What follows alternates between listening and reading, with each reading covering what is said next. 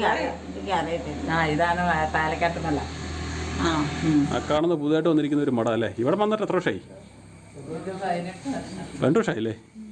പണ്ട് മുഴുവൻ കുന്നും മലയായിട്ട് ഇരുന്നതാ. പോയല്ലേ? ഇരുന്ന് കൊടുക്കുന്ന മച്ചി ഇവിടെ വന്ന് കിടന്നൊക്കെ ഒന്നും ഓർക്കുന്നില്ലല്ലോ. വീടെ കല്യാണത്തിന് അല്ലേ? അതെ, വൈകിട്ട് കിടന്ന്